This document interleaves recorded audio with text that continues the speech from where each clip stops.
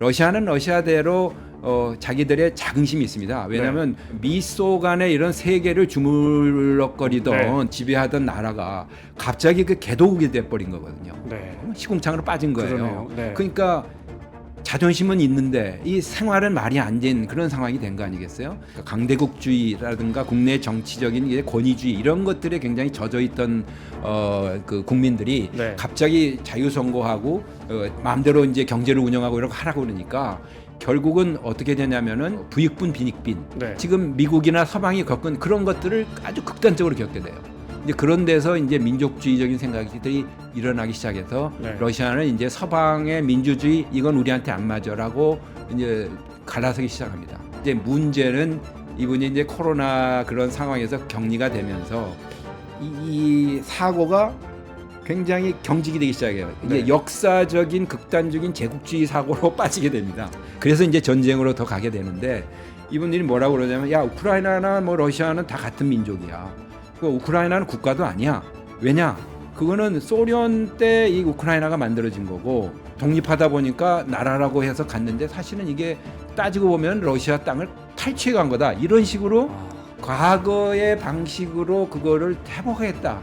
굉장히 위험한 그리고 국제적으로 보면 이게 현상 타파 아니겠어요? 그러니까 이제 전쟁을 할 수밖에 없는 그런 이제 본인의 논리에 빠지고 서방이나 일반 우리나라에도 보기에도 아니 90년이든 어쨌든 뭐 30년 동안 독립국가로 다 인정을 해서 러시아도 그걸 그 협정으로 다 문서를 해가지고 국제법을 인정했는데 그걸 역사적인 그런 패권주의로 그걸 깡그리 무시하겠다고 하니까 이게 이제 큰 사태로 발전이 된 거죠. 단순히 러시아하고 우크라이나 문제가 아니고 이건 국제법의 원칙의 문제다 해가지고 바이든과 이제 서방이 지원하면서 이 전쟁이 이렇게 길게 지금 끌고 가게 된 상황이 된 거예요. 정치 인터뷰 시작합니다. 기자 김원장입니다. 트럼프 당선자의 2기 내각들이 속속 모습을 드러내고 있는데요.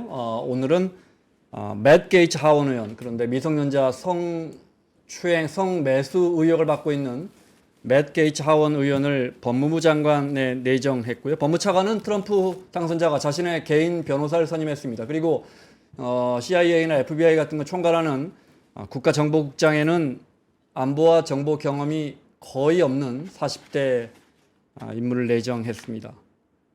불확실성이 정말 커지고 있습니다. 오늘은 미국과 러시아 관계 살펴보겠습니다. 특히 러시아 대사 역임하시고 우크라이나 대사 역임하시고 러시아 대사까지 역임하신 박노벽 대사님 모셨습니다. 어서 오십시오. 네, 안녕하십니까. 오늘 국가정보국장 이게 아마 9.11 이후에 더 안보 강화하기 위해서 만든 자리 같은데 그렇습니다. 지금 나온 뉴스를 보면 털시 게버드라는 43살의 여성 하와이 쪽의 연방 하원 의원을 한 번 한 적이 있는데 공화당 민주당 모두 정보 업무 경험이 전무한 사람을 지명했다. 우려가 커지나 봅니다. 자, 충성파죠. 지금 충성파로 채우는 거니까. 안보 라인은 지금 거의 다 모습을 다 안보보좌관 나왔고, 맞습니다. 그죠? 국무장관 나왔고, 굉장히 강성과 정말 선명한 사람들로 채워지고 있는 것 같습니다. 뭐부터 여쭤볼까요? 우크라이나 대사는 2008년부터 11년 하시고, 그다음에 모스크바에 우리 러시아 대사로 계셨던 것은 2015년부터. 그렇습니다. 이런 전쟁을 그때는 생각도 못 하셨죠? 그때는 이제 약간의 이제 분쟁은 있었죠. 그러니까 제가 이제 우크라이나 대사를 갔을 때는 이제 그 우크라이나가 이제 소위 말하면 개혁 세력, 오렌지 혁명을 막 겪은 그거로 인해서 탄생한 이제 정부였었는데 그 하에서는 굉장히 그 사회가 그 러시아로부터 탈피하겠다는 이제 서방의 그 외교 관계나 경제 협력이 굉장히 활발했었어요. 그래서 이제 우리도 상당히 이제 그거에 대한 기대를 갖고 있었는데 조금 지난 사부터 이제 그 실망감이 국민들한테 계속 그 제대로 계약을 안 하고 서로 이제 정치적인 그런 파벌, 다음 대권을 주자를 누가 하느냐 가지고 당시 이제 총리하고 대통령 간의 개혁 세력이죠. 네. 서로 이제 분란이 일어나 가지고 굉장히 국민들을 실망시켜서 그 다음이 이제 친러 대통령이 등장하게 하는 그런 이제 원인이 됩니다. 근데 그 친러 대통령 그분이 결국은 이 분쟁을 또 씨앗을 뿌리는 그런 아주 비극적인 그런 상황이었고요. 왜 친러 대통령이 그 비극의 예, 씨앗을 뿌린 건가요? 그 대통령이 결국 이제 마이단 그 혁명을 일으키게 한 주 원인의 제공자인데 네. 그분이 이제 그 러시아 친러니까 러시아의 이제 경제 협력 푸틴 대통령으로부터 어떤 이제 그 경제적인 지원을 받으면서도 이게 국민들 여론이 이렇게 보니까 이제 서방과의 교류를 관계를 원하거든요. 그래서 이 그 유럽 연합이 뭘 제안했냐면 그 당시 이제 제휴 협정이라는 게 있어요. 그러니까 네. 약간의 그 FTA 가기 직전에 상당히 이제 유럽 연합과 이렇게 연계를 지는 경제 협력을 하는 그런 협정을 체결하려고 했어요. 국민들은 그걸 많이 원하고. 근데 이분이 그걸 거절을 합니다.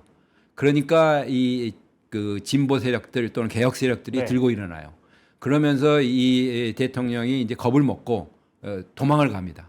네. 왜냐하면 굉장히 강경 진압을 했거든요. 네. 그래서 키예프 그 시내 그 광장이 있는데 우리로 말하자면 저 광화문 광장 같은 네. 데죠. 거기서 이제 대규모 시위가 나니까 러시아 쪽에서는 야, 그 강경하게 진압하면 되지 뭘 그렇게 꾸물거려 그랬더니 이제 정말 그 경찰들을 동원해가지고 거기서 수십 명이 죽기도 하고 그러면서 싸움이 벌어져요. 그래서 뒷감당이 안 되니까 그러다 도망갔고. 그러다가 네. 이제 그 또 정치 타협을 해서 서로 간에 이제 얘기는 됐는데 그걸로는 안 되겠다 하고 이제 네. 또 저항하는 이제 시위 군중들이 밀어닥치니까 이제 겁이 난 거죠. 자기 신변의 위협에. 그래서 러시아로 결국은 이제 도망을 가면서 이제 정부가 바뀌고 이런 와중에 푸틴 대통령의 러시아 쪽은 이건 이제 불법 정권 타출이다 하고 이제 이때부터 이제 친나치라고 이렇게 네. 부르기 시작했고 네. 우크라이나는 이제 친서방으로 이제 완전히 가겠다 네. 하는 이제 그 입장을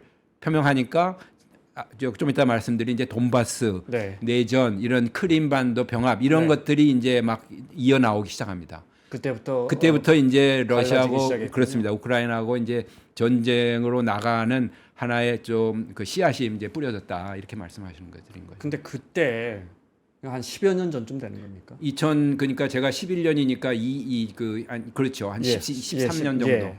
예. 그때 러시아 사람들은 저거 원래는 우리 땅이야 이런 생각 갖고 있고 우크라이나 사람들은 러시아가 언제든 밀고 들어올 수 있다 이런 생각을 갖고 있었습니까? 그렇습니다. 그러니까 그때 아마 독립할 때부터 네. 이게 항상 그러니까 지금 체코, 폴란드, 뭐 헝가리 이런 나라들 사람들하고 비슷한 생각을 갖고 있었죠. 그래서 다 그쪽 나라들은 나토 가입했는데 여기는 구소련 공화국의 일환이었다 보니까 네. 미국도 이게 상당히 민감한 지역이라는 걸 인식을 하고 있었어요. 인식을 하고 있는데 그 2007년인가죠? 네오콘들이 또 미국을 네, 장악하지 않습니까? 네.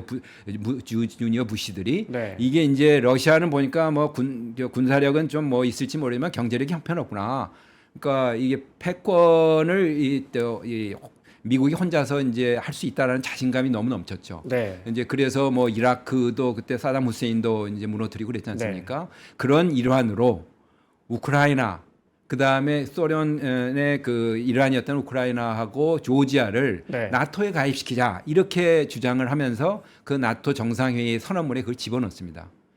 그럼으로써 우크라이나가 스스로 야 이거 언제든 러시아가 밀고 들어올 것 같아 우리 나토에 가입시켜 주세요라기보다는 아니 그렇게는 했죠. 네. 했는데 유럽 사람들은 아니야. 저건 네. 이제 괜히 이제 푸틴을 자극하고 러시아를 자극하니까 너는 가운데 있어. 너 가운데 있어 이렇게 네. 했는데 결국은 이제 부시 주니어가 네. 그걸 이제 촉발하기 시작합니다. 이 가입시키자. 네. 하니까 이제 그 당시 뭐 메르켈이니 뭐 이런 프랑스 대통령이 전부 저지를 했죠. 그런데 결국은 이제 대통령이 하겠다 그러니까 결국은 이제 그 당시 이제 국무장관이 이제 그 컴프로마이즈로 네. 타협책으로 그 문화에는 그 비전 앞으로 가입시킨다는 이제 취지는 하되 실제로 가입할 수 있는 절차가 있을 거 아닙니까? 네, 네. 그거는 주지 않는다.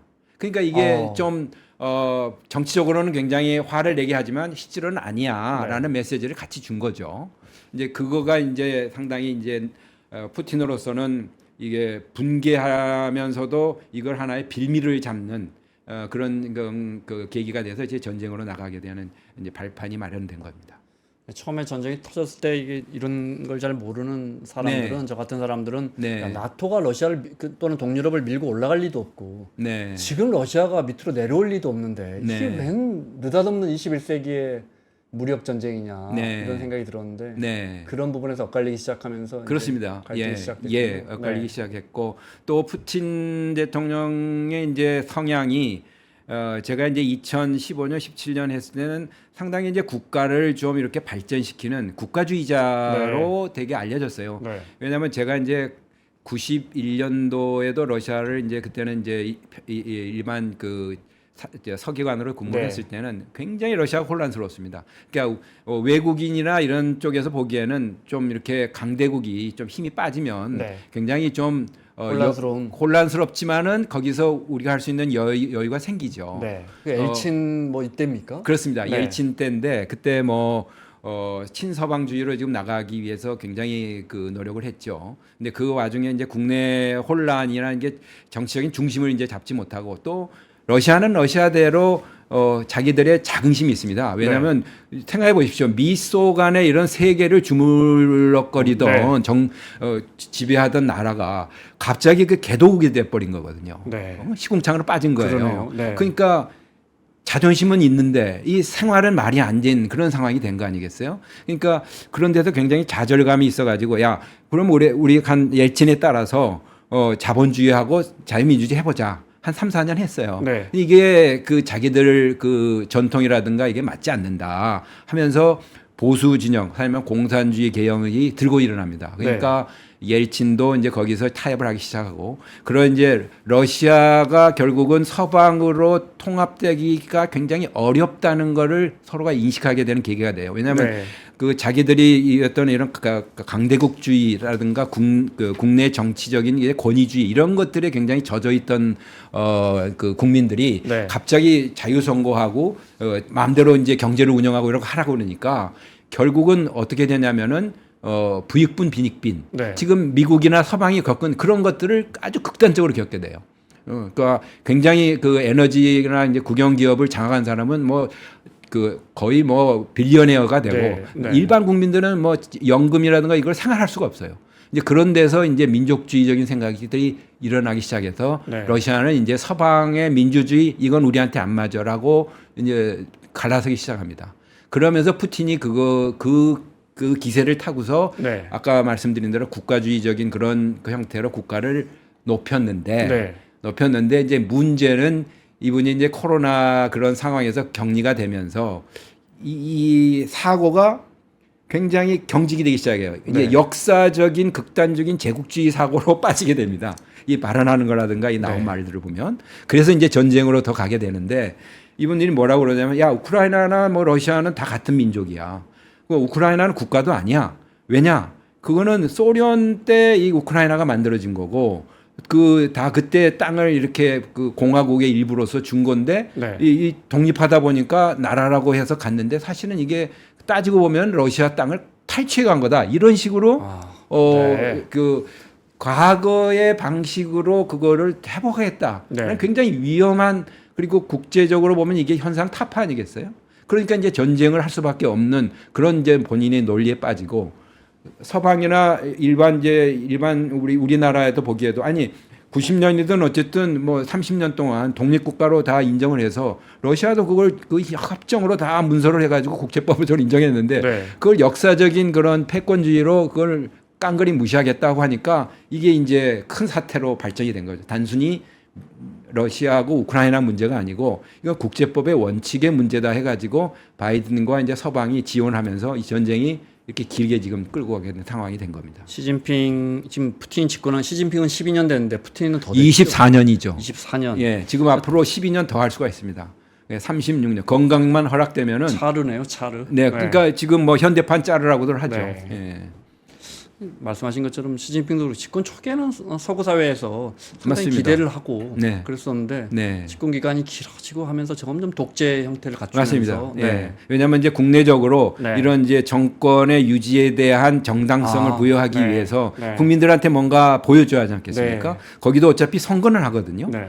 그렇지만 뭐 통제된 사회에서 하지만 국민들이 그래도 이 그럴만해 하고 이제 납득이 돼야 하는 사회니까 이제 그런 거를 무리하게 이제 보여주기 시작하면 이제 그렇게 되고 플러스에서 이제 국가가 이런 강대국들이 좀 힘이 세지면 세질수록 현실주의 논리에 따라서 이게 이제 팽창을 네. 이제 희구하게 되죠. 그러면 그걸 어떻게 막아야 하느냐? 결국은 힘 대 힘으로 막아야죠. 예. 푸틴은 그러면 이 전쟁을 어떤 식으로 끝내길 원할까요? 본래 아니, 이제 우크라이나 땅을 완전히 병합해서 다 이건 다 너희들 내일부터 이제 러시아 국민이야 이렇게는 안 될 거 아닙니까? 현실적으로는 그건 어렵죠. 네. 근데 본래 목표는 이제 그런 거를 목표로 했죠. 우크라이나 전체가 이제 러시아의 영향권 내에 들어오는 거다. 이제 그렇게 했고 특히 이제 전쟁을 2022년 이제 2월에 이제 벌였지만 그러면서도 러시아 우크라이나 간에 또 타협점이 있는가 하고 협상을 합니다. 네. 예, 그 2월 넘어서도 한 3, 4월간 이제 튀르키예 그 대통령이 이제 중재를 해가지고 네. 한 기록이 나오는데요. 거기에 보면은 러시아가 주장하는 게 그겁니다. 첫째는 중립국으로 갔으면 좋겠다. 네. 그 다음에 그러니까 나토 가입은 안 된다. 네. 그리고 군대 수라든가 이런 것도 한 10만 이하, 네. 뭐 8만 정도로 하고 뭐 이런 무기라든가 이런 것도 좀 낮춰라. 뭐 네. 이런 정도의 요구를 하는 거예요. 네. 그리고 이제 그런 그 중립의 지위 보장을 그러면 이제 P5 그리고 소위 말하면 유엔 네. 상임이사국 플러스 뭐 이스라엘, 튀르키예 몇 나라들이 할 수 있다. 뭐 이런 데까지는 대체로 이제 그 얘기가 됐는데 그게 이제 미국이라든가 다른 나라들하고 이제 충분한 협의가 없이 네. 진행을 하다 보니까 또 구체적인 또 그런 그 타협점을 들어가려다 보니까 좀 여러 가지 걸림돌이 생기겠죠. 그런 이제 앞으로의 그러면 그 돈바스 지역이라든가 이런 지역은 어떻게 할 거냐, 네. 뭐 이런 여러 가지 그러니까요. 그런 중요한 건 땅 아닙니까? 땅. 예, 땅을 땅을 어디까지 가져갈 것이냐. 예, 그 크림반도 어떻게 하냐. 이제 그런 거에 대한 타협이 좀 더 해야 하는 건데 네. 그때 이제 상황이 러시아를 과연 믿을 수 있느냐라는 이제 의견들이 나오기 시작한 거예요. 그게 이제 첫째 하나는 이제 부차라고 여러분 들어봤지만 그때 이제 러시아군이 일시적으로 일부 지역을 했다가 철수하면서 네. 거기서 뭐 민간인들을 굉장히 잔인하게 고문하고 이렇게 살해한 그런 영상들이 그 영상들이 나왔잖아요. 일부는 조작됐다는 의혹도 있고 그런데 이제 그거는 네. 이제 정상들도 보면하고 했으니까 네. 그건 사실인 것 같아요. 진짜 참혹했습니다. 참혹했다는 네, 거죠. 네, 근데 러시아는 거의 원래 그 러시아군이 떠난 도시가 그냥 시신으로 그냥 그렇죠. 네, 그 부차라고 하는데 바로 이제 키예프의 위쪽이었는데 러시아는 이제 그런 전술을 쓴다고 그래요. 그 잔인하게 민간인을 그렇게 공포에 몰아넣게 해서 사기를 저하시키는 그런 전략을 아주 옛날 전략이죠. 네. 근데 그런 전략을 하고 있어서 이제 그렇게 됐는데 이제 그런 이제 러시아 불신. 그 다음에 이제 존슨이라는 그 영국 총리가 해픈투비 그 당시 이제 와서 야 러시아 믿을 수 있겠어? 뭐 우리가 좀 도와줄 수 있어라는 이제 서로의 교감이 있었다는 거죠. 네. 그러니까 젤렌스키는 국민들한테 이거는 이제 뭔가 계속 싸워야겠다는 결의를 보여야겠는데 뭐 도와주겠다고 그러니 얼마나 어떻게 도와주겠냐 하는 그런 상당히 구체적인 그런 전략이 있어야 하는 건데 그냥 서방이 도와준다. 그리고 이제 국민 감정이 그냥 팍 이 러시아를 믿을 수 없다라는 이제 그런 그 국민 감정들이 이제 솟아오르니까 그걸 타고서 그만 이 대화를 끝내자 해서 그 다음에 전쟁이 이제 끌고 지속되게 된 거죠. 존슨은 그 거의 뭐 그러니까 나만 믿고 따라와 이랬다는 거 아니에요? 뭐 그런 얘기도 있는데 결국 판단은 우크라이나 쪽이 하지 않겠습니까? 이제 네. 그걸 이제 남이 그려서 했다는 것보다도 주체적인 상황, 주관적인 그럼요. 상황을 가져야죠. 예. 책임은 다 젤렌스키나 젤렌스키. 푸틴이 져야 되는 거죠. 예, 네. 예, 맞습니다. 두 정상이 예. 져야 하는데 네. 자 이제 당선자 측에서 나오는 거 보면 네.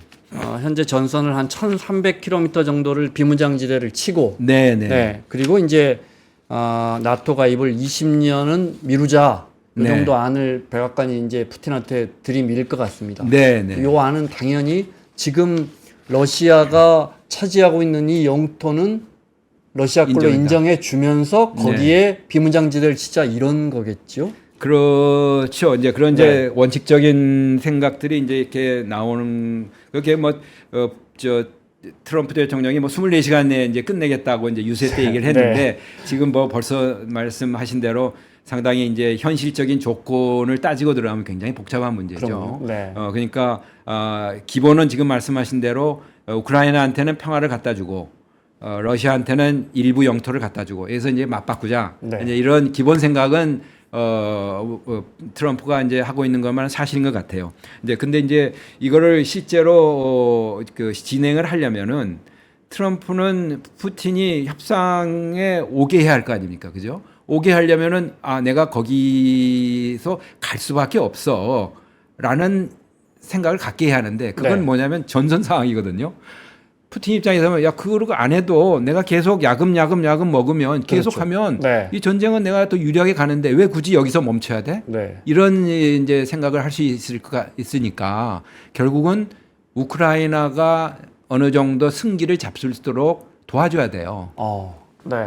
그래야 푸틴 입장에서는 야 이제 더 해봤자 손해다라는 생각이 들어야 할 거 아니겠어요. 네. 그게 하나 있고 그 우크라이나를 도와줘야 하는데 도와주려면은 무기나 이런 걸 제공해야 할 거 아닙니까? 그러니까? 네. 근데 그러려다 보니까 본인은 무기는 덜 제공하고 이걸 끝내려고 하는 데 대한 또 모순이 생기는 거죠. 네. 근데 그게 하나고 두 번째는 이게 아마 트럼프 대통령으로서는 정치적으로 네. 굉장히 중요한 시험대입니다. 왜냐하면 제가 이제 취임하고서 24시간에 끝낸다고 그랬으니까 네. 이게 제일 먼저 해결해야 할 숙제예요. 네. 그러면 이 숙제를 잘 해결해야지 국내적으로 뭐 노벨상까지는 모르게도 그냥 박수를 받는데 저거 러시아한테 다 갖다 바쳤어. 이거 패배를 당한 거야라고 비난을 받으면은 네. 이게 안 한만 못한 거죠.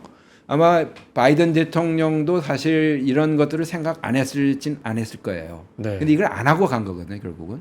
말씀 듣고 보니까 예. 쉽지 않겠는데요? 예, 쉽지는 않아요. 네. 쉽지는 않은데 이제 이거를 결국은 그러니까 이게 굉장히 이제 서로 케미스트리가 맞아야 하는 부분도 있고 또 그 양쪽이 할 수밖에 없는 쪽으로 이제 끌고 가야 하는 문제가 있죠. 그러니까 이게 지금 트럼프가 얘기하기를 만일 푸틴이 응하지 않으면 그 장거리 미사일 지금 러시아 본토에다 공격하게 하는 걸 안 하고 못하게 하고 있거든요. 네. 그런 걸 보고해서 계속 지원을 하겠다라고 이제 공포탄을 쐈어요. 쐈는데 과연 그걸 이제 그렇게 하면 어떤 또 문제가 생기냐면은 이제 전쟁이 이제 점점 이제 격화될 수 있는 거죠. 잘못하면 이제 미러 전쟁으로 갈 수 네. 있는 이제 그런 부분을 어떻게 과연 트럼프하고 푸틴이 내가 이쪽까지는 안 할 거니까 여기서 멈추자 하고 이제 지도자 간의 어떤 신뢰로 그걸 만들어낼 수 있느냐 하는 그게 이제 하나 관건이고요. 네. 그리고 이걸 포장을 잘해야 할 거 아니겠어요. 그러니까 단순히 러시아 우크라이나 관계만 했어 그래가지고는 미국 국민이나 의회에서 안 받아줄 거예요. 뭔가 미국이 필요한 걸 가져야 할 거 아니야. 미국이 필요한 건 뭐냐? 지금은 이제 핵무기 그런 군축을 좀 해야 돼요. 지금 그런데 2026년 그러니까 앞으로 한 2년 트럼프가 재임하고 1년이 있으면 이 다가오는 게 있어요. 그게 이제 뉴 스타트라고 핵무기를 이제 3,000개 정도 기로 이제 탄두 쓴 거는 이제 제한하자고 했는데 이게 이제 풀려버리면 이거가 폐기시킬 수가 있거든요. 네. 그래 버리면 이제 무한정의 이제 핵무기 경쟁이 나는 겁니다. 거기다가 그걸 2025년까지는 그렇죠. 25년까지는 3,000기로 묶어놓기로 한 거예요. 2026년 2월에 이제 만료가 되니까 네. 그 전에 그러니까 2025년에 그걸 협상을 다시 하자라고 얘기를 해야죠. 그러니까 임기가 시작하자마자 이게 닥쳐오는 군축 문제예요. 일종의 일몰이군요. 그러니까 그쵸. 협상이 다시 안 되면 그러면 이제 2026년부터는 서로 다시 핵 경쟁을 또 해야 되는 거예요. 하는 거고 여기서 이제 문제가 나올 수 있는 게 중국이에요. 네. 중국이 지금 2027년, 2030년 이때 가면은 미국과 비슷한 수준으로 계속 느릴 겁니다. 네. 그러니까 지금 이게 미중러 간에 뭔가 새로운 포맷이 될지 하는 여러 가지 복합적인 핵 군축 문제가 다가옵니다. 그러니까 최소한 미러 간에 이거는 그러면 중국을 끌어줘서 하자든지 그럼 미러 간에 여기서 먼저 해놓고 중국을 어떻게 설득하든지 이런 것에 대한 합의를 끌어내야 돼요. 그래야 이게 단순히 러시아 우크라이나 간의 그런 유럽 전쟁을 끝낸 게 아니고 그 트럼프 대단해 하고 박수를 받을 수 있는 거거든요. 그런 이제 그 과업을 이제 해야 하는 그런 이제 네. 숙제가 남아 있는 겁니다.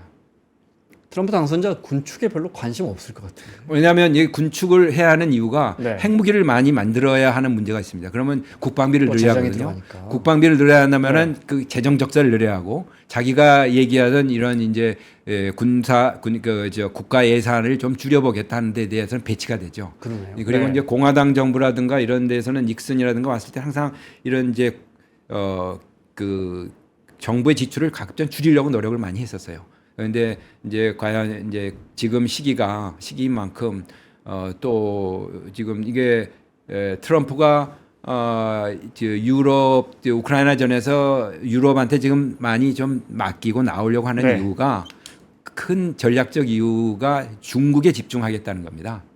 네. 전략적 이유가 그냥 고립적으로 가는 건 아니고 물론 반은 고립이죠. 그렇지만은 중국에 대한 전략적인 위협에 대해서 우리가 국가 역량을 투입을 해야지 왜 우크라이나 전에 끼어들어 가지고 이건 유럽 안보 문제 아니냐. 유럽이 책임지게 해라 하는 게 큰 구상을 가지고 지금 이걸 접근하고 있는 겁니다. 나토는 어떻게 할까요, 트럼프가? 그러니까 나토는 지금 뭐 당장 탈퇴하기는 어려울 겁니다. 왜냐하면 지금 트럼프가 얘기하는 건 국방비 그 GDP의 2% 상한선을 못 미치는 나라가 32개국 중에서 9나라가 못 미치는 거거든요. 네. 23개국은 폴란드를 비롯해서 다 맞췄어요. 독일, 프랑스까지. 뭐 스페인, 뭐 이태리 뭐 이런 나라들 좀 남부 쪽에 있는 나라들이 못 했는데 이제 그런 거를 좀 국방비를 늘려가지고 네. 나토에서의 그런 방위비에 대한 그 부담은 왜 미국이 너희들한테까지 그 선진국인 나라한테까지 제하느냐 네. 이런 논리가 이제 우리한테까지 연장해 오는 너희 거죠. 땅 지켜주는데 뭐 이런 거. 그렇죠. 네. 그러니까 이제 핵 우산, 네. 핵 엄브렐라 정도는 이제 미국이 해주겠지만 나머지는 좀 재래식 무기, 재래식 군대 운영 이런 부분은 유럽 국가들이 알아서 져라. 그리고 플러스해서 우크라이나 안보 문제도 너희들이 좀 책임을 져라.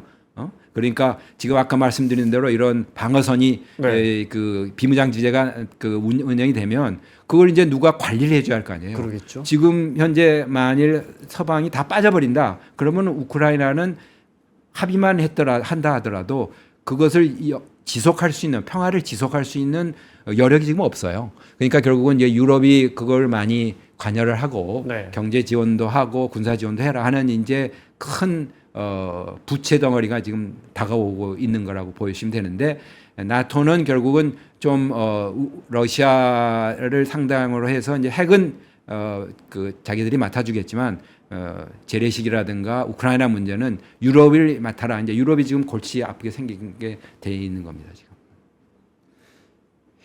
핵이 제가 얼핏 알기로는 미국이 한 5,000기, 네. 러시아는 뭐 그보다 얼마나? 조금 더 많기는 많죠. 러시아가 더 많습니다. 러시아가 뭐 많습니다, 많기는. 뭐 재래식이긴 하겠지만 예. 그러니까 뭐 전술핵, 네. 그다음에 전략핵 이런 것들이 러시아가 핵이 더 많습니다. 전술핵이 굉장히 많아요. 왜냐하면 네. 전술핵 무기는 러시아는 사용할 수 있는 거라고 약간의 전제를 달고 있는 것 같아요. 근데 미국은 전술핵이라는 게 이제 핵 폭발력이 좀 네. 작은 거거든요. 네, 네. 그러니까 핵은 똑같은 핵이다. 핵무기를 뭐 이런 전장의 어떤 그 일부 국부적으로 사용한다는 그 자체가 핵무기를 쓴다는 거니까 이건 전술핵은 좀 몇백 기로 굉장히 낮춰놨고 네. 이 그 러시아는 한 1,500기 정도 갖고 있어요. 네. 그래서 이번에도 이제 우크라이나전에서 한 2022년에 9, 10월에 가서는 밀리잖아요. 이렇게 밀리니까 그 내부에서는 이게 전술핵을 써야 하는 거 아니냐 러시아 내에서. 그때 푸틴이 핵을 쓸 수도 있다 뭐 이런 식으로 언급하지 않았습니까? 굉장히 이제 공포탄으로는 지났지만 네. 그러면서 이제 바이든 행정부가 이제 깜짝 놀란 거죠. 그래서 야 이건 어떻게든지 재래식 전쟁으로 제한된 전쟁으로 가도록 해야겠다 하는 이제 생각을 가지고 좀 우크라이나한테 무기 지원도 좀 지연되고 그 주는 양도 좀 적게 주고 하니까 또 우크라이나는 어떤 문제가 생기냐면 이거 전쟁을 우리보다 제대로 하라는 거냐 뭐 하는 거냐고 불만이 굉장히 많았다고 합니다. 그래서 이게 강대국 사이에서 어떤 자기의 그 안보 역량을 충분히 발휘할 수 있는 상황이 안 될 경우에 이런 이제 그 외부의 그 논리에 빠져서 자기들이 하고 싶은 거를 이제 다루지 못하는 그런 뼈아픈 그런 이제 교훈을 주고 있겠다 한다고 이제 보시면 되겠습니다. 어제 중국과 대만, 그러니까 타이완 간의 그 양안 문제 잠깐 전문가분과 다뤘었는데, 네네. 전문가분들에게 듣고 나면 이게 네.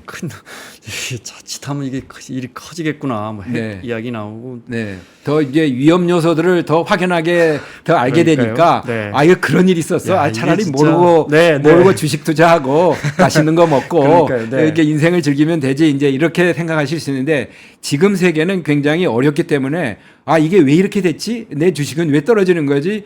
이런 데에 대해서 좀 더 이 네. 위험성에 대한 그 리스크 요소 이런 걸 아셔야지 괜히 거기에 투자했네 이렇게 이제 생각하는 데 대한 그럼요. 그 네, 문제 네. 의식을 가지고 또 우리 정부라든가 우리 이제 민간 전문가들도 이런 부분에 대해서 좀 이렇게 어떤 의견 일치 최대한을 가져가서 이걸 봐야지 어떤 특정한 그룹에 맡겨놔서 미국도 지금 정부와 기존의 상태대로 가서는 나라가 뭔가 잘못돼 가고 있다 이런 상태로 해가지고 트럼프가 지금 상당히 그렇죠. 재등장하게 된 거 네, 아닙니까? 이제 그런 문제 의식을 많은 이제 여러 시청자분들이나 우리 3프로 TV를 보시는 분들도 상당히 이제 좀 수준을 좀 높여서 우리 선진국에 진입한 우리 국민들의 그 역량이 좀 높아져야 하지 않나 하는 생각을 좀 해봅니다. 좀 이것까지 알아야 돼 뭐 이런 이제 주저감이 네. 있으실 텐데 그걸 너무나 넘어서야죠. 공감하고요. 그런데 네. 우리 3프로 시청자분들은 정말 거기에 너무 부응을 너무 잘하고 있어서. 그럴 것일 겁니다. 네. 예, 예.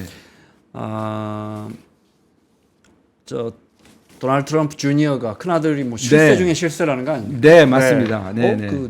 그 사람의 부인이죠. 그 며느리가 또 뭐 하나 할 것 같은데요. 어제 보도를 보니까. 네. 며칠 전에 이제 본인이 쓴 건 아니고 그 보셨죠 보도? 네, 네. 리트윗 했던데 네, 그 젤렌스키 너 월급 받을 날 38일 네. 남았어. 이거는 마치 정말 러시아 진영에서 포워딩할 만한 SNS를 네, 네. 그 의식을 보면 그 인식을 보면 예, 예. 물론 아들의 인식이지만 아버지 인식과 거의 비슷하다고 보면 네. 딱 사석에서는 네. 도널드 트럼프 주니어와 트럼프 대통령, 트럼프 당선자 이런 이야기 하고 있을 것 같아요. 이론도 우크라이나 저 이론도 아까워 빨리 끝내. 만약에 이게 사실이라면 네. 그럼 매우 불리하게 네. 종전을 유도하더라도 네, 네. 물론 그러면 유럽 국가들도 많이 화가 나고 젤렌스키가 정말 피가 끓겠지만 네. 막말로 젤렌스키를 재단에 갖다 바치더라도 네. 트럼프 당선자는 할 말이 있잖아요. 자, 전쟁 끝냈어. 이제 우리 재정 들어갈 일은 없어요. 약속 하나 지켰고요. 네. 자, 이제 이스라엘 이란 전선으로 갈게요. 네. 이런 경우에서는요. 네. 이제 그게 이제 좀 생각보다 트럼프 진영 쪽은 고민을 많이 할 겁니다. 지금 말씀하신 대로 도널드 트럼프 주니어가 이제 그렇게 말을 한 데는 아마 그 JD 벤스 네. 이분들하고 같이 이제 같은 선상에 있는 분들이거든요. 네. 그러니까 이런 분들의 이제 주장들이 하나가 있고 또 지금 이제 그 러시아나 중국에 대해서도 하여간 강경하게 해야 하는데 어느 정도로 해야 할 거냐는 걸 두고서 이제 루비오라든지 네. 국무장관이라든지 그런 이제 지금 안보보좌관으로 가게 된 이제 그분들이 이제 의견이 어느 정도 모아져야 할 텐데 이게 국민들한테 어떻게 반영이 될 거냐 하는 것을 이제 생각을 해야 할 겁니다. 왜냐하면 네. 책임을 지게 될 경우에 이제 그 문제가 생길 수 있거든요. 그래서 제가 이제 하나 지금 트럼프가 지금 뭐 상하원도 다 끌고 그러니까 이제 정권을 행사할 수 있어. 지금 형식은 그렇게 돼 있어요. 근데 조금 이 한꺼풀을 이렇게 거치고 보면은 트럼프가 과연 그렇게 많은 정권을 받았느냐 하는 데 대해 조금 보실 필요가 있어요. 왜냐하면 바이든이 이제 제가 이제 표를 보니까 받은 표가 제가 2000년에 8,100만 표를 받았더라고요. 8,100만 표를 받았는데 그러면 거기서 해리스가 얼마를 못 받았길래 좀 참패했냐 하니까 7,300만 표 받았어요. 그러니까 800만 표를 바이든보다 못 받은 거예요. 그럼 그 800만 표가 모두 트럼프에 갔느냐? 그게 아니다 이거죠. 거기서 간 거는 한 170만 표예요. 왜냐? 트럼프가 2020년에 받은 표하고 그다음에 이번에 24년에 받은 표하고 차가 170만 표밖에 안 돼요. 170만 표밖에 증가가 안 됐어요. 그 말은 뒤집어 말하면 뭐냐면 그 바이든한테서 갔던 해리스한테 안 간 그 800만 표 마이너스 170 하면 한 630만 표가 민주당을 지지했던 표인데 안 찍었다는 얘기거든요. 그러니까 해리스가 많이 민주당 표가 많이 줄어든 거지 많이 트럼프 표가 많이 늘어난 건 늘어난 거 아니군요. 아니다. 네. 그리고 본래 이렇게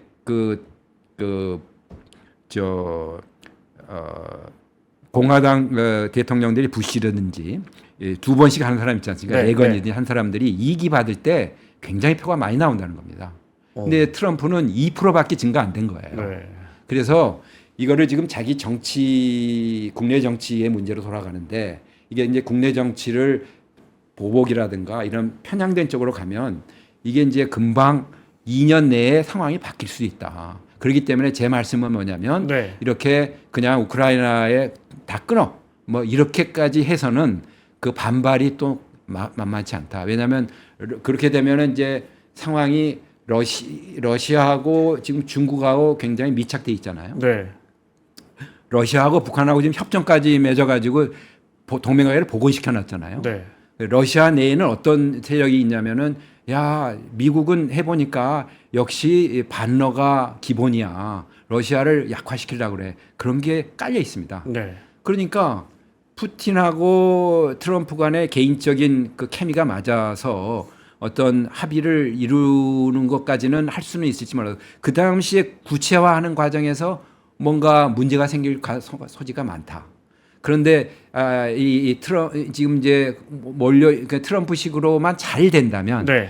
그러니까 푸틴 입장에는 또 이런 거 있어요. 자기가 지금 완전히 북한처럼 지금 완전히 그 비난받는 그런 북한군으로부터 도움을 받는 그런 나라로 지금 낭떠러지에 떨어져 있잖아요. 네. 이상인 밤은 아니야. 뭔가 정상으로 올려야 돼요. 그런 이제 욕구가 있기 때문에 트럼프가 요구하는 그 선을 넘지 않으면서 타협을 하고 그 다음에 서방의 지원이 후속이 없을 거를 생각을 하면 그 상황을 활용하겠다는 생각을 가질 수 있을 거예요. 그러면 그 합의만 만들어 놓으면 네. 트럼프는 지금 말씀하신 손 털고 가는 거죠. 나는 합의했어라고 이제 할 수 있을 텐데 그 다음에 이게 지속 가능성에 대한 문제가 불거질 수 있어서 이 트럼프도 이 부분에 대해서 상당히 비판을 받지 않도록 하기 위한 노력을 해야 할 거고 아까 돈 주니어 얘기한 대로 그 지금 상당히 트럼프보다 더 잘났다고 얘기하는 사람들은 진영을 안 쓰겠다는 거 아닙니까? 네. 그러니까 헤일리니 폼페이오 같은 사람이 다 제외됐어요. 그래서 지금 총성파들이 가고 있기 때문에 제가 보기에는 트럼프가 원하는 방향으로는 갈 겁니다. 가는데 푸틴이 거기에서 얼마나 호응을 해줄 수 있느냐 구체적으로. 네. 그리고 그게 합의까지 이루어질 수 있으냐 이거는 시간이 좀 걸린다. 네. 24시간은 아니다. 그게 하나고 두 번째는 이제 뭐 전선이 지금 굉장히 지금 복잡하게 움직이고 있습니다. 이제 그것이 이제 어떻게 나갈 거냐. 네. 이제 그게 또 달려 있는 거죠. 지금 전황은 아무래도 러시아가 계속 유리한 거죠. 아무래도 이제 전 병력, 네. 무기 면에서는 유리한데 두 쪽 다 그렇게 지속할 만한 이제 지금 동력이 많지는 않아요. 이제 네. 우크라이나는 우크라이나대로 지금 그 쿠르스크전이라고 네. 거기까지 이제 러시아 본토까지 전선을 지금 본래는 1,000km였던 건데 한 300km를 더 늘려버린 거거든요. 네. 그런 통에 지금 병력이 부족해가지고 지금 쩔쩔매고 있는 상황이거든요. 그래서 앞으로 한 10만 정도를 내년 2월까지 더 충원을 한대요. 그러면서 어떤까지인지 한 30km 정도가 네. 좀 밀릴 거라고 지금 예상이 되고 있습니다. 이제 그런 정도의 단기적으로는 이제 우크라이나가 조금 이제 밀릴 텐데 러시아라고 그걸 이제 무한정 갈 수 있느냐? 러시아는 지금 기름을 좀 팔아서 네. 그걸 이제 거의 뭐 거기에 대부분을 지금 전비에 쓰고 있어요. 인도까지 그걸 사가더라고요. 그러니까 네. 인도, 중국이 지금 좋은 일을 났죠. 거기는 네. 뭐 싸게 뭐 60불 언저리로 이제 배럴당 사가니까. 근데 이제 러시아의 경제가 지금 3.6%뭐 경제 성장이 됩니다. 근데 이게 단순히 탱크 뭐 이런 걸 만들어 탱크 만들면 어떻습니까? 그게 어디 나가서 부서지면 그만 아니에요. 그게 그러니까 네. 자꾸 자동차를 만들고 그다음에 자동차가 굴러가서 그다음에 여러 가지 부속 서비스가 네. 나오고 이런 경제 순환이 돼야 하는 건데 그게 안 되는 구조라서 뭐 3.6%는 단지 그냥 숫자일 뿐이고 네. 그다음에 전선에 나가서 한 70만이 지금 다치거나 죽었어요. 하루에 1,500명 죽는 1,500명 죽으니까 네. 그 지금 인력이 부족해가지고 지금 난리거든요. 그래서 인건비 올라가죠. 근데 돈이 이제 자꾸 이제 군수산업 들어가니까 그 인플레가 거의 8%입니다. 그래서 이게 경제가 과열돼서 네. 이게 어느 정도에 가면은 이게 폭발할 수 있다. 이제 그런 워닝을 지금 이제 러시아 중앙은행장이 지금 내부적으로 하고 있다 그래요. 네. 그래서 여기서도 한 1년 정도는 할 수 있지만 내년 정도는 이제 어려울 거라는 징후들이 나타나고 있어서 네. 결국은 이제 좀 쉬었다 하자. 좀 전열을 가득다 하자. 양쪽에 지금 그런 이제 수요는 있는 것 같습니다. 러시아 전쟁하고 얼마 지나서 러시아 채권이 상당 부분 갚아야 할 날이 있어가지고 네, 네. 제가 그 기사를 굉장히 길게 썼었어요. 네, 러시아는 몇 월 며칠을 러시아 경제는 그걸 넘길 수 있을까? 네, 네. 뭐 그때만 해도 금방 넘어갈 것 같았고 네, 그 네. 기사가 정말 네이버에서 많이 읽혔었는데 네.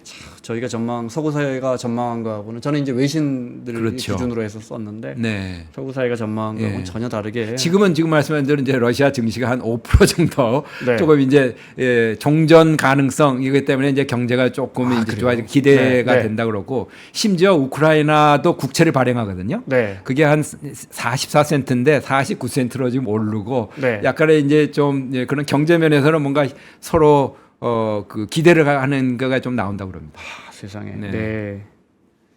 러시아 국채값이 오르고 이제 우크라이나마저도 네. 그 전쟁이 이제 종전하면 자기들에겐 불리할 텐데도 그런데도 국채값은 조금 예, 오르고 예, 있다. 예, 예, 네. 예. 경제는 아무래도 좋아질 테니까. 네, 전쟁을 그렇죠. 그만두면. 예, 예. 쿠르스크 지역에 지금 북한군 11,000명 가 있다고 우리 정보 당국이 인정했단 그렇습니다. 말이죠. 확인해 줬단 말이죠. 네, 네.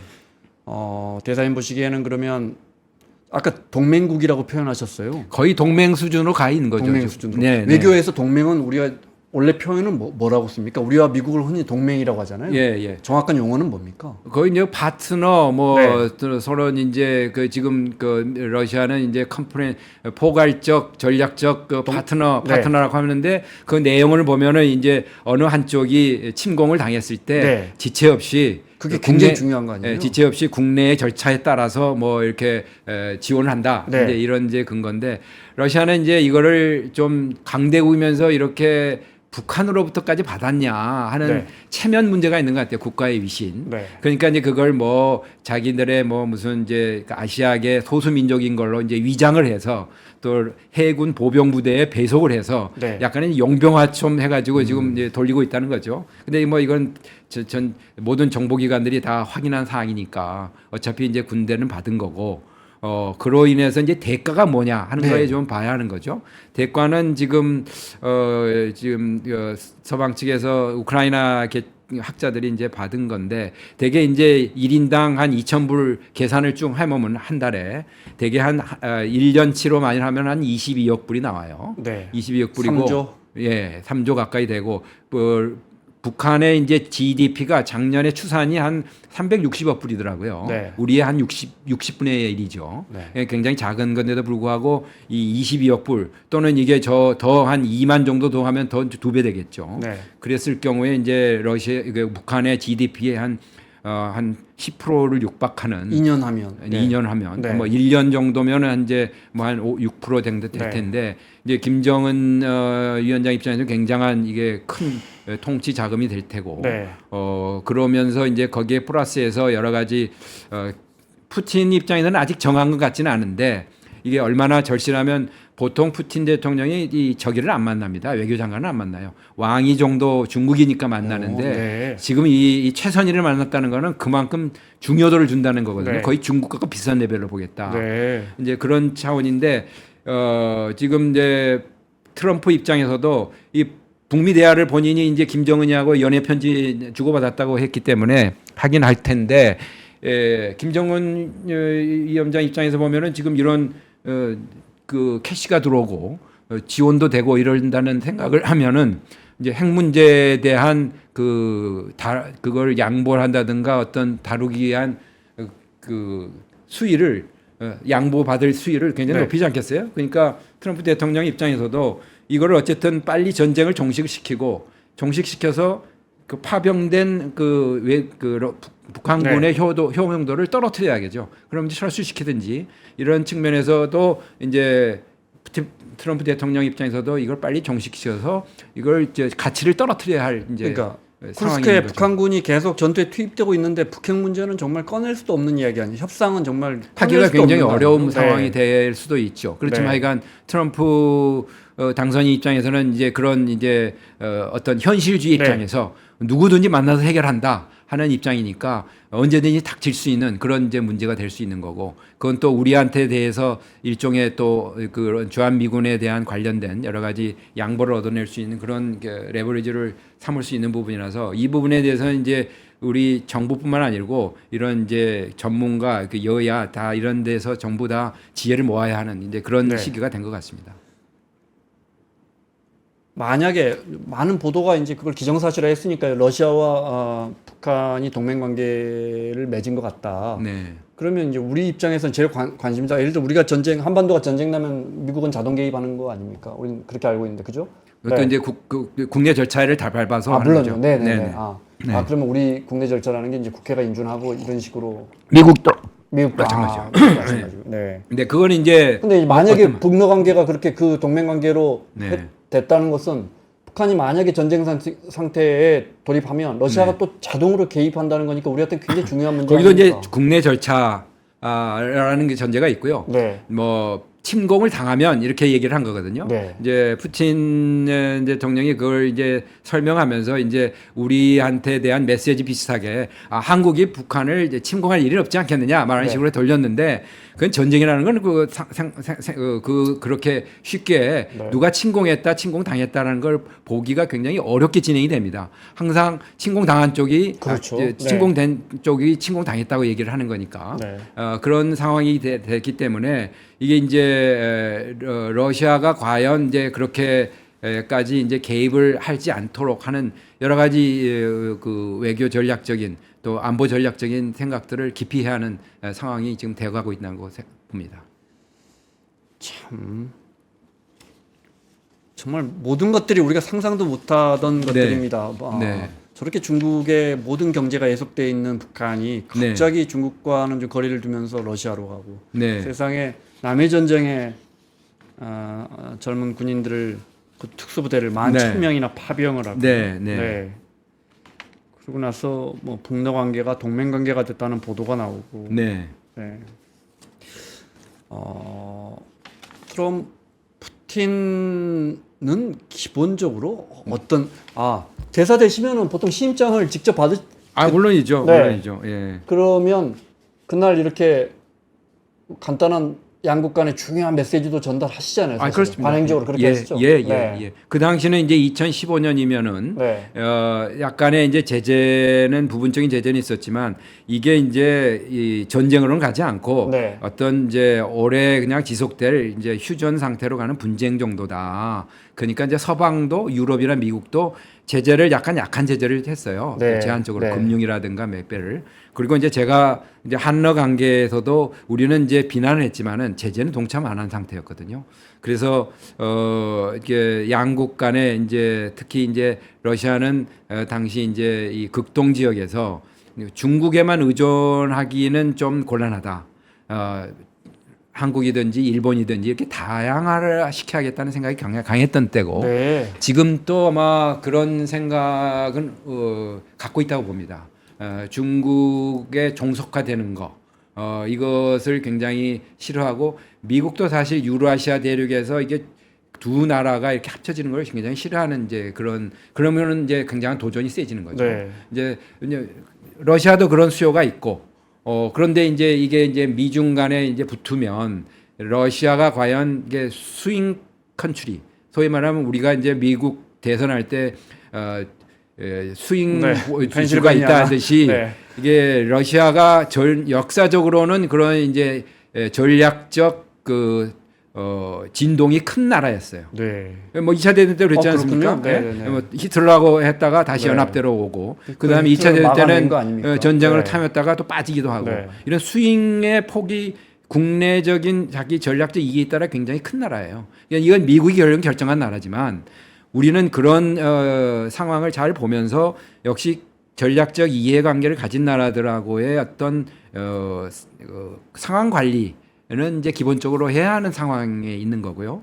그 당시도 이제 물론 상황은 이제 국가 재건주의자적인 형태에서 푸틴이 나왔기 때문에 상당히 좀 원활은 했었습니다. 근데 지금은 이제 약간의 이제 제국주의적 팽창주의 현상 타파주의적인 생각으로 이 전쟁을 일으켰다가 이제 전쟁이 이제 어느 정도 정식이 되면 또 이제 그 변신 내지는 이제 변화를 가져올 수 있을 겁니다. 네. 이제 그래서 어떤 뭐라 그럴까 이 다극 질서에서의 다극 체제에서의 어떤 새로운 질서를 만들기 위한 노력을 하는 그런 모습을 지금 보이려고 하거든요. 그런 개방성을 강조하고 지난번에 뭐 발다이 클럽이라고 이런 서방 지식인들, 네. 친러적인 지식인들 모아놓고 하는 클럽에서 개방성을 얘기를 하면서 뭐라고 했냐면 유라시아 안보 체제를 만들어 보겠다. 그게 뭐냐? 그랬더니 뭐 하여간 유럽하고도 잘 지내고 뭐 이런 이제 여러 나라들 유라시아 나라들하고 잘 지내겠다는 이제 생각을 가지고 있는 것만은 사실인 것 같아요. 네. 이제 그런 기회라든가 이런 걸 이제 어떻게 포착을 해야 하느냐. 본인이 또 그렇게 또 그 어느 정도 양보를 해야 하고 그런 여러 가지 이제 상황에 와야 할 것 같은 생각이 들고요. 또 하나 이제 재미나는 이제 스토리 하나가 이제 힐러리 클린턴이 이제 국무장관 했을 때 네. 푸틴을 만난 얘기를 재미있는 얘기를 해요. 그 중에 이제 재미있는 얘기가 이제 두 가지인데 하나는 이제 푸틴이라는 그 이런 이제 좀 미국이라든가 서방의 하고는 좀 케미가 안 맞는 지도자죠. 그런 사람들은 어떻게 상대를 해야 하느냐 했을 때 힐러리 클린턴이 그런 얘기를 한답니다. 자기가 이제 대통령 푸틴 대통령을 만났을 때 제가 그 전쟁 기념관 한번 가봤습니다. 그랬더니 푸틴이 이제 그 전쟁 기념관 하면 2차 대전 때 나치하고 싸운 기억이거든요. 네. 그래서 그러면서 자기들한테 대한 어떤 역사적인 그런 거를 공감을 하려고 하는구나 그런 이제 존중해 주는구나. 그런 네. 거 생각을 하면서 자기 아버지 얘기를 하더라는 거예요. 네. 그게 상트 출신이거든요, 이분이. 네. 상트에서 자기 아버지도 이제 그 독일하고 이제 싸울 때 그 전선에 갔다가 돌아오는 길인데 아니 이런 뭐 부상자들 뭐 이런 죽은 사람들 더미를 이렇게 막 몰아놨더라는 거예요. 근데 자기가 지나가다 보니까 거기 자기 부인이죠. 부인의 발이 이렇게 신발이랑 보이더라는 거예요. 네. 내 부인이다 하면서 막 그 더미를 이제 해치고 거의 죽기 직전에 부인을 끌어내서 푸틴의 엄마죠. 어머니, 네, 어머니죠. 그때 그 아버지가 푸틴이 그렇게 끌어내지 않았더라면 푸틴이 네. 존재할 수 없었다는 거죠. 네. 이제 그런 이제 참상을 겪어서 그 나온 자기들의 역사가 있다 네. 하는 걸 얘기를 하나 했다는 거고요. 두 번째는 이제 푸틴 대통령한테 시베리아 타이거라고 있습니다. 우리 이제 여기 호랑이는 없지만 네. 시베리아 타이거 보존을 위해서 상당히 이제 야생동물 보존을 위해서 노력을 했어요. 네. 그래서 그런 야생동물 자연 보호를 위해서 상당히 노력을 하셨더만요. 그러니까 또 이제 업이 돼가지고 잠깐 오시라. 그러면서 자기가 갑자기 이렇게 대화를 하다가 옆에 있는 방으로 끌고 들어가더라는 거예요. 그러니까 네. 경호원들이 깜짝 놀라서 아니 어디로 가시는 거지 했는데 거기에 가니까 이제 큰 러시아의 지도가 있고 여기로 말할 것 같으면 내 자연 보호를 위해서 이렇게 한다고 여기 한번 클린턴 그 전 대통령과 함께 휴양지로 이렇게 오시라. 네. 뭐 그렇게 약간의 그런 서로 존중을 하는 네. 그런 대화를 나눴다는 얘기를 합니다.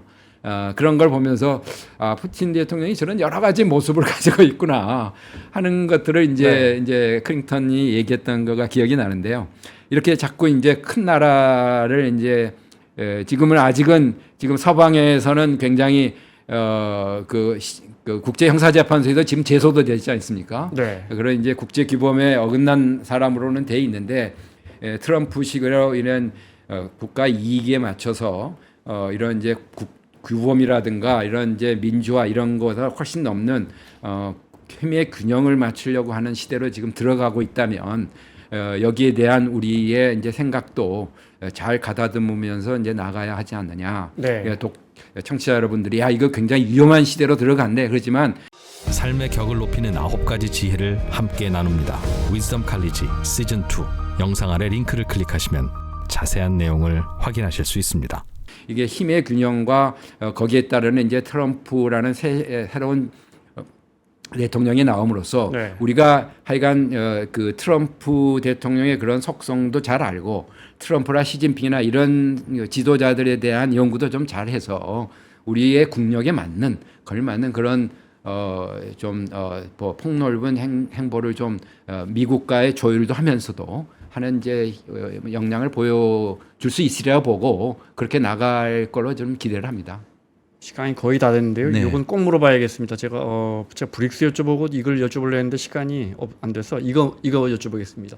사실은 이제 뭐 공급망이 완전히 바뀌고 우리 입장에서는 네. 미국 쪽으로 쏠릴 수밖에 없는 상황이고 네. 중국에 투자해놓은 거기 뭐 반도체 공장에 뭐 네. 설비 투자 하나 첨단 설비 하나 해도 그렇습니다. 이제 미국이 허락받아야 하는 상황입니다. 네. 그렇지만 네. 또 어떤 제가 예전에 칼럼 보면 네. 중국만큼이나 러시아가 기회의 땅이다. 왜냐하면 중국 이 친구들은 이제 우리가 만드는 거 거의 다 만든단 말이에요. 그렇죠. 우리가 팔기가 매우 어렵잖아요. 어렵죠. 네. 예. 소비재부터 시작해서 네, 웬만한 네. 첨단 제품. 네. 그런 의미에서는 정말 러시아는 굉장한 기회의 땅인 건 분명하단 말이에요. 지정학적으로 아무리 우리하고 멀어졌어도. 네. 그런 부분은 어떻게 보시고 만약에 기회가 있다면 주로 어떤 게 정말 먼 훗날이라도 네. 어떤 게 우리에게 기회인 겁니까, 러시아가? 러시아는 아무래도 이제 우리가 중동에 의존하고 있는 에너지. 네. 지금 중동 사태가 막 나가지고 기름값이 막 오르면 우리 한 경제에 굉장히 타격이 되지 않습니까? 네. 뭐 보러 오는 거는 미국이나 섬중에 보러 오고 에너지 사기 위해서 지금 중동에 다 돈을 내야 하니까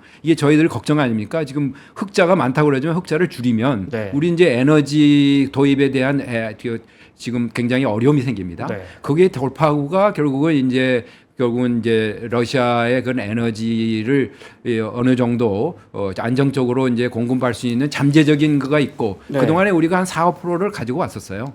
그러니까 일본도 사실 미국하고 설득을 해서 미국 걸 많이 사주면서 우리 안정을 위해서 러시아의 그런 사할린 그런 거기에 투자도 하고 거기에 대한 그 가스라든가 이런 걸 계속 공급받고 있습니다. 네. 근데 우리는 그걸 이제 너무 일치시키다 보니까 그걸 이제 축소하고 줄이는 방향으로 갔었는데 그런 측면에서의 이제 에너지의 공급망을 앞으로 조금 잘 생각을 해봐야 한다. 네. 그런 게 하나가 있고, 그 다음에 이제 이런 이제 여러 가지 광물 자원 뭐 이런 자원은 이제 말할 것도 없지만 이제 러시아 사람들이 가지고 있는 그런 그 서방으로부터 여러 가지 그 곤란을 역경을 잊고 난 네. 이제 그런 민족들이에요.